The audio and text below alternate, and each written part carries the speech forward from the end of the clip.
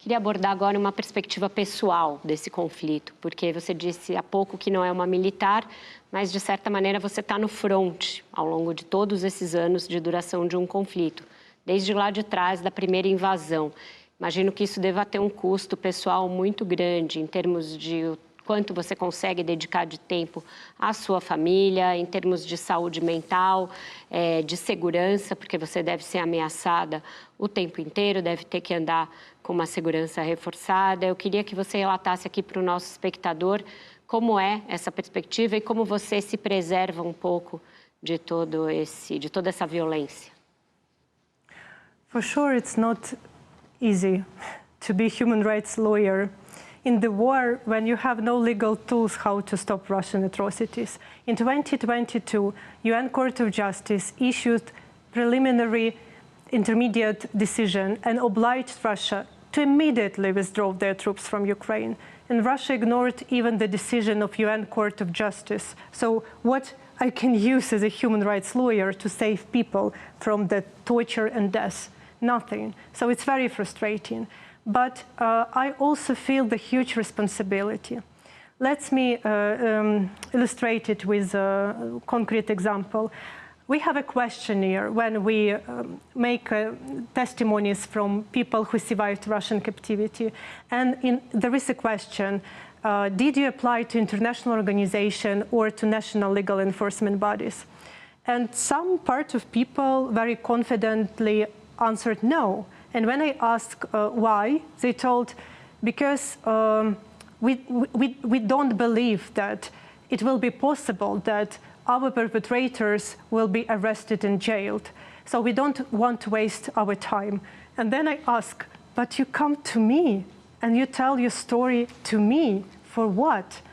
And suddenly I understood that even those people who say that they have no hope, they still have it. They still have a tiny hope that if it will be possible, they want their story to be recorded, they want their story to be heard, and it's a huge responsibility. You have this dozens of thousands of stories which people didn't share with their beloved ones. And you know that people affected by this war, people who went through the hell, they need to restore not just their broken lives, broken families, broken visions of the future, but also the broken belief that justice is possible. Mas mesmo nessa resposta, você deu uma resposta global, uma resposta sobre a população, sobre a vida dos cidadãos. Queria ouvir um pouquinho sobre a Alexandra. Você anda com segurança, você consegue fazer algum tipo de terapia, tem alguma fé que te ampare nesse seu trabalho? Quanto tempo você dedica à sua família? Você teme pela segurança da sua família? I have no protection. There is no protection during the war.